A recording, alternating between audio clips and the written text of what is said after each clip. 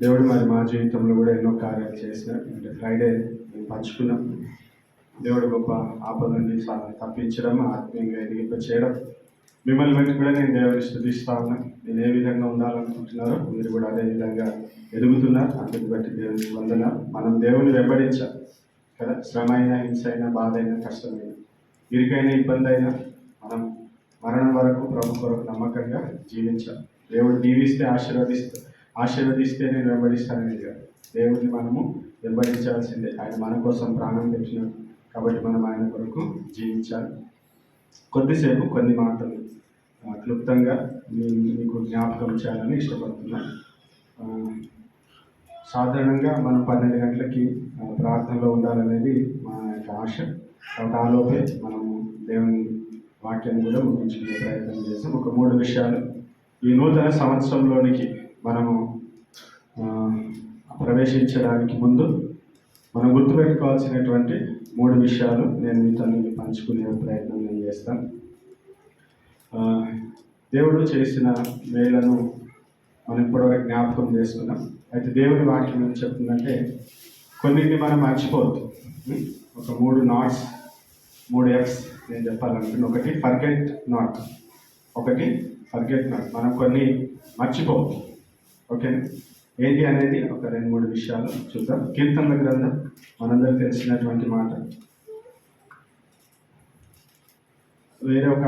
అప్పటి వరకు వేరే వాక్యం మందిలో మెదిలింది, కానీ చివరిలో దేవుడు ఇక్కడ వచ్చి ఆపేసినాడు. ఈ విషయాలు మీకు కూడా గుర్తుంటాయని నేను ఆశిస్తున్నా. మీకు ఆశీర్వాదకరంగా ఉండాలని ప్రభు సన్నిధిలో నా యొక్క ప్రార్థన. 103వ కీర్తన 2-3 వచనాలు. 103వ కీర్తన 2-3 వచనాలు. నా ప్రాణమా యెహోవాను సన్నుతించుము, ఆయన చేసిన ఉపకారములలో దేనిని మరువకుము. చాలు. ఫర్గెట్ నాట్, ఇవే మర్చిపోవద్దు అని అంటే దేవుని ఉపకారములను మనం ఎన్నడూ కూడా మర్చిపోదు కదా. మనిషికి ఉన్న ఒక రోగం, ఒక వ్యాధి ఏంటంటే మర్చిపోవడం కదా. మీరు కూడా చెప్తా ఉంటారు, చాలా చెప్పాలనుకున్నాను మర్చిపోయాను. అవునా? దేవుని యొక్క ఉపకారములను మనం ఏం చేయాలి? ఎన్నడూ కూడా మర్చిపోదు. ఎందుకు మర్చిపోద్దు అని అంటే ఆ ఉపకారము దేవునికి మనల్ని దగ్గర చేస్తుంది. ఆ ఉపకారంలో దేవుని యొక్క ప్రేమ, దేవుని యొక్క శక్తి, దేవుని యొక్క గొప్పతనం, ఆయన మన గురించి ఎంత శ్రద్ధ తీసుకుంటున్నాడు అనేటువంటి విషయాలు మనకి దేవుడు బయలుపరుస్తాడు. అందుకని ఇశ్రాయేలు చేసినటువంటి ఒక మేలులను దేవుడు మర్చిపోకుండా ఉండడానికి దేవుడు వారికి ఒక పండుగలను దేవుడు ఇచ్చేస్తాడు అనమాట. ఆ పండుగల ద్వారా వారు ఏం చేయారు? దేవుని ఎప్పుడు కూడా మర్చిపోరు. ఆయన చేసిన ఉపకారములను వారు మర్చిపోరు. పస్కా పండుగ అలాంటిదే, పర్ణశాలల పండుగ అలాంటిది. వారు చేసే 7 పండుగల వెనకాల కూడా ఒక దేవుడు చేసేటువంటి కార్యం ఉందన్నమాట. కాబట్టి నిజంగా మనం కూడా ఉపకారములను మర్చిపోద్దంటే మనం కూడా వాటిని అలాగే ఏమంటారు, మెమొరబుల్ డేస్గా మనం గుర్తుపెట్టుకుంటే మంచిది. మనం చాలాసార్లు మర్చిపోతూ ఉంటాం. కొన్ని రాసి పెట్టుకుంటే ఇంకా మంచిది. ఫలానా రోజు ఫలానా సమయంలో దేవుడు మమ్మల్ని కాపాడాడు అనేటువంటి. ముఖ్యంగా ఇంకా ఇప్పుడు యాక్సిడెంట్ అయిన విషయం కావచ్చు, బిన్నుది November 1 వరంగల్లో జరిగినటువంటి సంఘటన ఎప్పుడు మర్చిపోదు. అవి ఆ రోజు జరగకూడదు, జరిగి ఉంటే ఈరోజు ఇట్లా ఉండేది కాదు అనేటువంటి ఆ సంఘటనలు జీవితాన్ని చాలా ప్రభావితం చేసి ఆ దేవుడు మనతో ఉన్నాడు, దేవునికి ఒక ప్రణాళిక ఉంది కాబట్టి మనం ఈరోజు ఈ స్థితిలో ఉన్నాం అనేది మనము మర్చిపోవు. కాబట్టి ఆయన ఉపకారములను, ఆయన చేసిన ప్రతి మేలు, ఒక మేలు చేయడానికి దేవుడు అనేకమైన సమకూర్ని జరిగిస్తూ ఉంటాడు. అనేక మందిని కదిలిస్తాడు, అనేక పరిస్థితులని సమకూరుస్తాడు. అప్పుడే దేవుని యొక్క కార్యము జరిగించబడుతుంది. కాబట్టి ఆయన ఉపకారములను మనం ఎన్నడూ కూడా మర్చిపోదు. అలాగే ఇంకొకటి ఏం మర్చిపోదండు, సామెతల గ్రంథం 3వ అధ్యాయం. సామెతల గ్రంథము 3వ అధ్యాయం 1వ వచనం. నా కుమారుడా, నా ఉపదేశమును మరువకుము, నా ఆజ్ఞలను హృదయపూర్వకముగా గైకొను. రెండోది ఏంటి మర్చిపోవద్దు అని అంటే, ఏంటి ఫర్గెట్ నాట్ అని దేవుడు చెప్తున్నాడు? ఉపదేశాన్ని మర్చిపోద్దు. ఉపదేశం అంటే దేవుని యొక్క వాక్యాన్ని మనం మర్చిపోద్దు. చాలా మందికి వాక్యం గుర్తుండదు కదా. ఆ గుర్తుండకపోవడం అనేటువంటిది అది అపవాది యొక్క క్రియ అన్నమాట. వాక్యం ఎందుకు చెప్పబడుతుంది, వాక్యం ఎందుకు విత్తబడుతుంది, అది ఫలించాలి, అది అభివృద్ధి చేద్దాం, అది మనలోనికి వెళ్ళి దేవునికి క్రియ జరిగించాలి కదా. విత్తనం విత్తబడుతుంది ఎందుకు అని అంటే అది ఫలించడానికి. ఒక రైతు ఒక విత్తనాన్ని విత్తుతున్నప్పుడు ఏ ఎక్స్పెక్టేషన్తో విత్తుతాడనంటే ఇది ఫలిస్తుంది, ఇది నాకు ఫలం ఇస్తుంది, లేకపోతే ఒక మంచి పంట ఇస్తుంది అనేటువంటి ఆశతో విత్తారు. అలాగే దేవుని యొక్క వాక్యము ఎందుకు విత్తబడుతుంది, లేదా మనం దేవుని వాక్యాన్ని ఎందుకు చదువుతున్నామనంటే ఆ వాక్యం అనేది మన హృదయంలోనికి వెళ్ళి మన హృదయంలో పరివర్తన రావాలి, మన జీవితంలో మార్పు రావాలి. మన జీవితంలో ఎందుకు మార్పు రాదు అని అంటే మన ఉపదేశాన్ని మర్చిపోతుంది, లేదా వాక్యం చెప్పినప్పుడు మనకి నిద్ర వస్తుంది, లేకపోతే మనకి గుర్తుండదు. ఇలాంటి యొక్క బలహీనతను బట్టి మనం చాలాసార్లు దైవ కార్యాలు మనం చూడలేకపోతా ఉంటాం అన్నమాట. కాబట్టి రెండోది మనం ఏం మర్చిపోవద్దు అని అంటే మనం ఆయన ఉపదేశాన్ని ఎప్పుడు కూడా మర్చిపోవద్దు. కాబట్టి వాక్యాన్ని చదువుతున్న ప్రతిసారి దయచేసి ఇది గుర్తుపెట్టుకోండి. మీరు ఎన్ని అధ్యాయాలు చదివింది అనేది కాదు, ఎంత మనకి గుర్తుంటుంది, ఎంత మట్టుకు దాన్ని మనం అనుసరిస్తున్నాం. మన జీవితంలోకి వచ్చేసిన తర్వాత గుర్తుపెట్టుకోవాల్సిన అవసరం, ఎందుకంటే అది మన జీవితంలో ఒక భాగం అయిపోయింది కాబట్టి వాక్యము మన జీవితంలోనికి వచ్చి మనలో పరివర్తన తీసుకొచ్చేంత వరకు ఆ ఉపదేశాన్ని మనం ఎన్నడూ కూడా మర్చిపోవద్దు అనేది దేవుని వాక్యము సెలవిస్తాం. తర్వాత మూడోది చాలా ప్రాముఖ్యమైనది, ద్వితీయోపదేశ కాండం 8వ అధ్యాయము 11 నుండి 18 వచనం వరకు. ద్వితీయోపదేశ కాండము 8వ అధ్యాయం 11 నుండి 18 వచనం వరకు. ద్వితీయోపదేశ కాండం 8వ అధ్యాయం 11 నుండి 18 వచనం. నేను నీకు ఆజ్ఞాపించు ఆయన ఆజ్ఞలను, విధులను, కట్టడలను నీవు అనుసరింపక నీ దేవుడైన యెహోవాను మరచి కడుపారా తిని మంచి ఇండ్లు కట్టించుకొని వాటిలో నివసింపగా నీ పశువులు నీ గొర్రె మేకలను వృద్ధి అయి నీకు వెండి బంగారములు విస్తరించి నీకు కలిగినదంతయు వర్ధిల్లినప్పుడు నీ మనస్సు మదించి దాసుల గృహమైన ఐగుప్తు దేశంలో నుండి నేను రప్పించిన నీ దేవుడైన యెహోవాను మరచెదవేమో. తాపకరమైన పాములను తేళ్లను కలిగి ఎడారి అయి నీళ్లు లేని భయంకరమైన ఆ గొప్ప అరణ్యములో ఆయన నిన్ను నడిపించెను. రాతి బండ నుండి నీకు నీళ్లు తెప్పించెను. తుదకు నీకు మేలు చేయవలనని నిన్ను అనుచుటకును శోధించుటకును నీ పితరులు ఎరుగని మన్నాతో అరణ్యమున నిన్ను పోషించాను. అయితే మీరు మా సామర్థ్యము మా బాహుబలము ఇంత భాగ్యము మాకు కలుగజేసిందని అనుకుందరేమో, కాగా నీ దేవుడైన యెహోవాను జ్ఞాపకము చేసుకొనవలెను. ఏలయనగా తాను నీ పితరులతో ప్రమాణము చేసినట్లు తన నిబంధనను నేటి వలె స్థాపింపవలనని మీరు భాగ్యము సంపాదించుకున్నటకై మీకు సామర్థ్యము కలుగజేయవాడు ఆయనే.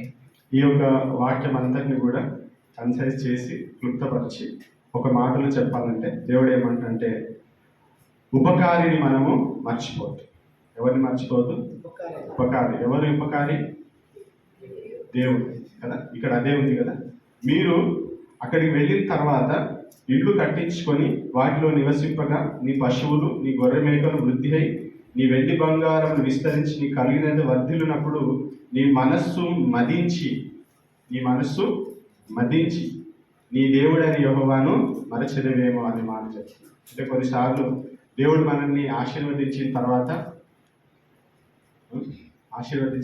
చాలాసార్లు మనము ఉపకారం చేసిన వారిని మనము మర్చిపోతా ఉంటాం. దేవుడు అంటున్నాడు ఉపకారిని మనం ఎన్నడూ కూడా మర్చిపోదు, దేవుణ్ణి మనం ఎన్నడూ మర్చిపోదు. అంతేకాకుండా ఈ లోక సంబంధంగా కూడా మనల్ని ఆధ్యాత్మికంగా నడిపించినటువంటి వారిని, ఆయా సందర్భాల్లో మనకు ఉపకారం చేసినటువంటి వారిని మనం ఎన్నడూ కూడా మర్చిపోదు. ఆ సమయానికి వారు మనకు అండగా లేకపోతే, ఆ సమయానికి వారి సహాయం మనకు రాకపోతే మన పరిస్థితులు వేరుగా ఉండేటి అన్నమాట. కాబట్టి 3 విషయాలు మనం ఎప్పుడు కూడా మర్చిపోవద్దు. ఒకటి, దేవుడు చేసిన ఉపకారాలను మర్చిపోవద్దు, ఆయన ఉపదేశాన్ని మర్చిపోవద్దు. మూడోది, ఉపకారిని మనము మర్చిపోవద్దు. రెండోది, ఫియర్ నాట్. ఏ విషయంలో దేవుడు మనల్ని భయపడొద్దు అని అంటున్నాడు అనేది మనము చూద్దాం. ఎందుకు దేవుడు మనకి భయపడకండి అనేటువంటి మాట మనకు తెలియజేస్తుంది. మన నూతన సంవత్సరంలో వెళుతున్నప్పుడు ఫ్యూచర్ అనేది ఎప్పుడు కూడా ప్రశాంతకంగానే ఉంటుంది కదా, ఏం జరుగుతుందో అనేటువంటి ఒక ఆలోచన. అయితే దేవుడు ఇస్తున్నటువంటి ధైర్యం ఏంటంటే ఫియర్ నాట్ అని దేవుడు మనకి తెలియజేస్తాడు. యెషయా గ్రంథము 41వ అధ్యాయము 9-10 వచనాలు. యెషయా గ్రంథము 41వ అధ్యాయం 9-10 వచనాలు. భూదిగంతముల నుండి నేను పట్టుకొని దాని కొనల నుండి పిలుచుకొనినవాడా, నీవు నా దాసుడవనియు నేను నిన్ను ఉపేక్షింపక ఏర్పరచుకొంటిననియు నేను నీతో చెప్పి ఉన్నాను. నీకు తోడై ఉన్నాను. భయపడకుము, నేను నీ దేవుడనై ఉన్నాను. దిగులు పడకుము, నేను నిన్ను బలపరుతును. నీకు సహాయం చేయువాడను నేనే. నీతి అను నా దక్షిణ హస్తముతో నిన్ను ఆదుకొందును. చూడండి, నూతన సంవత్సరానికి వెళ్తున్నప్పుడు దేవుడు మనకి ఇస్తున్నటువంటి ఒక మాట ఏంటంటే ఫియర్ నాట్, మీరు భయపడాల్సినటువంటి అవసరం లేదు. ఎందుకంటే ఇక్కడ దేవుడు కొన్ని విషయాలు, ఒకటి, నేను నీకు తోడుగా ఉంటాను కాబట్టి నువ్వు భయపడాల్సిన అవసరం లేదు. హల్లెలూయా. కొందరు మనకు తోడు ఉండొచ్చు, ఉండకపోవచ్చు కదా. అందరూ 2026 చూస్తారో లేదో మనకి తెలియదు, కానీ దేవుడు మనతో ఉంటాడు.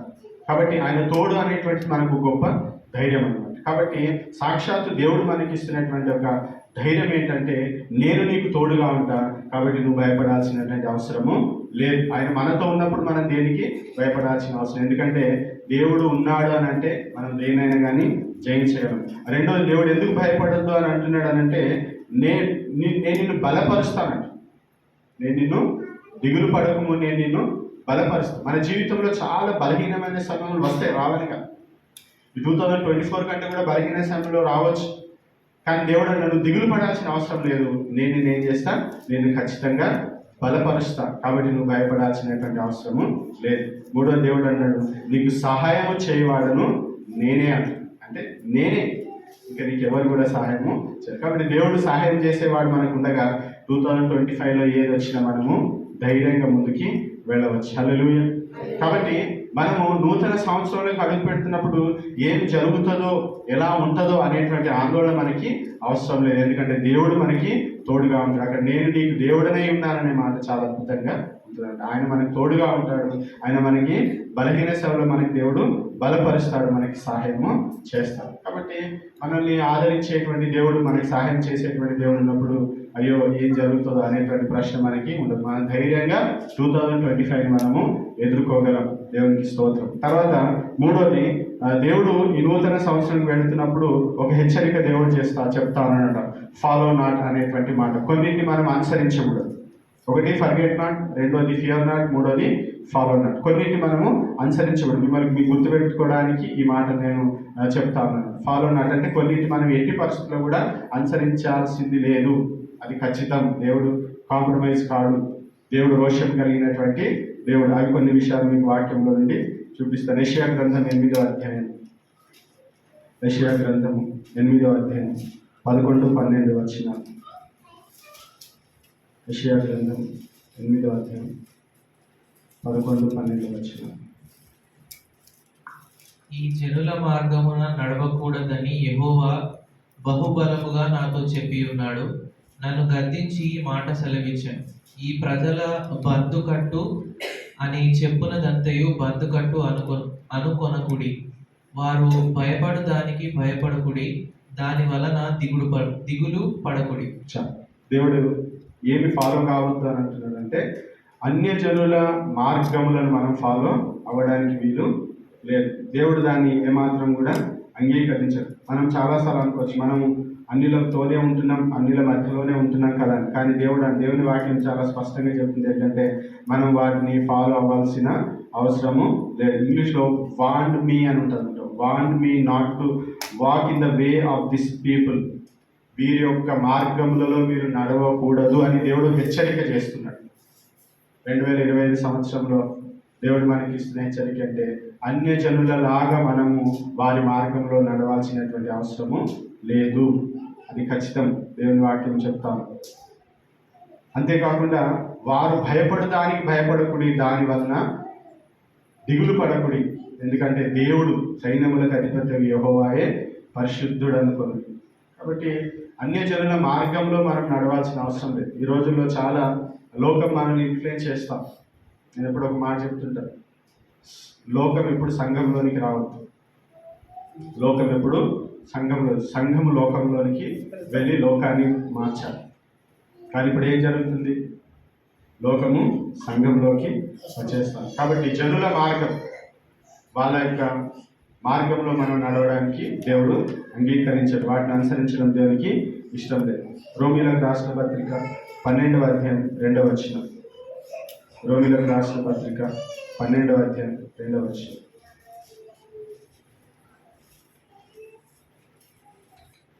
మీరు ఈ లోక మర్యాదను అనుసరింపక ఉత్తమమును అనుకూలమును సంపూర్ణమునై ఉన్న దేవుని చిత్తం ఏదో పరీక్షించి తెలుసుకున్నట్లు మీ మనస్సు మారి నూతన ఒకట వలన రూపాంతరము పొందుడు. దేవుడు ఇంకేం చెప్తున్నాడంటే ఈ లోక మర్యాదను మనము అనుసరించడానికి దేవుడు మనకి అనుమతి ఇస్తలేడు అనమాట. అంటే లోకంలాగా ప్రవర్తించడం. ఈ రోజుల్లో చాలామంది ఏం చేస్తూ ఉన్నారు, లోక మర్యాద అంటే లోకం వెళ్ళే విధానంలో వెళుతున్నారు అనమాట. వాళ్ళ సిస్టమే. జస్ట్ అక్కడ చిన్న మార్పు చేస్తుంటాం, కానీ వారు ఎలా చేస్తున్నారో అలాగే చేస్తూ ఉంటాం మనం కూడా.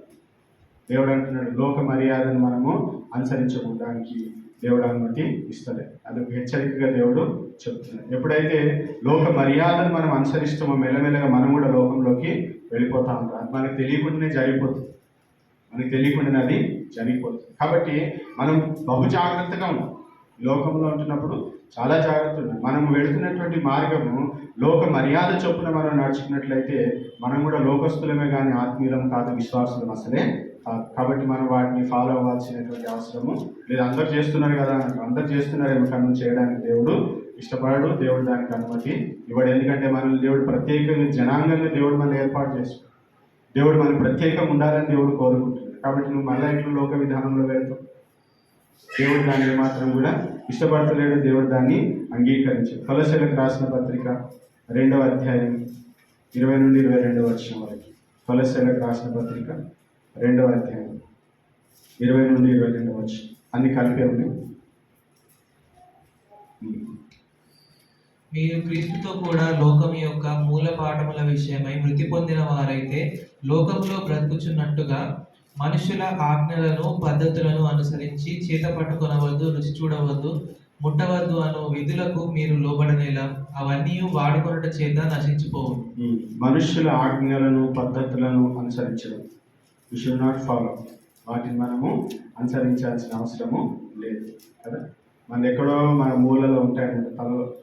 అవి అనుసరించడం దేవునికి ఇష్టం లేదు. ఎందుకనంటే మనల్ని దేవుడు నూతన పరిచయం కదా. ఒకప్పుడు మనం లోకస్తులం, ఒకప్పుడు అందులో నుండి దేవుడు మళ్ళీ బయటకు తీసుకొచ్చిన మరలా నేను అలాగే జీవిస్తానంటే దేవునికి అది ఇష్టము లేదన్నమాట. కాబట్టి ఈ నూతన సంవత్సరంలోకి వెళుతున్నప్పుడు ఈ యొక్క మనసుతో మనం నూతన సంవత్సరంలోకి వెళ్ళాలి. నేను వీటిని ఎట్టి పరిస్థితుల్లో అనుసరించను, నేను దేవుని అనుసరిస్తా, దేవుని వాక్యాన్ని అనుసరిస్తా, దేవుని విధానాలు నేను అనుసరిస్తా. అంతేగాని లోక విధానాలను, లోక మర్యాదలను, లోక పద్ధతులను మనకి అవసరం లేదు. మనకు అన్నిటికీ మూలం దేవుని యొక్క వాక్యం. వాక్యం ఏం చెప్తుంది అనేది మీరు చూడండి. వాక్యంలో అది లేదా అంటే దాన్ని మనం పక్కకి పెట్టాల్సింది. దేవుడు స్ట్రైట్ ఫార్వర్డ్గా దేవుని వాక్యం స్పష్టంగా ఇలాంటి చేయకూడదు అని అంటే వాటిని మనము దూరంగానే ఉండాలి. పోరాటమైనా సరే, కష్టమైనా సరే, ఏదైనా సరే దాని కొరకు మనము నిలబడాలి. కాబట్టి నూతన సంవత్సరంలోనికి వెళ్తున్నప్పుడు మన జీవితాలను మనం పరిశీలన చేసుకుందాం. మనం ఏది మర్చిపోద్దో వాటిని మర్చిపోవద్దు. మనం భయపడాల్సినటువంటి అవసరం లేదు. మనం వేటిని అనుసరించకూడదో వాటిని అనుసరించొద్దు అనేటువంటి తీర్మానంతో మనం నూతన సంవత్సరానికి వెళ్తే ఖచ్చితంగా దేవుడు తాను ఏమైతే అనుకుంటున్నాడో 2025 సంవత్సరంలో దేవుడు ఏదైతే చేయాలనుకుంటున్నాడో అవన్నీ దేవుడు ఖచ్చితంగా చేస్తాడు. తల్లు వంచండి, మనం అందరం కూడా ప్రార్థన పూర్వకంగా ప్రభు సన్నిధిలో దేవుని స్తుతిద్దాం. మరికొన్ని నిమిషాలు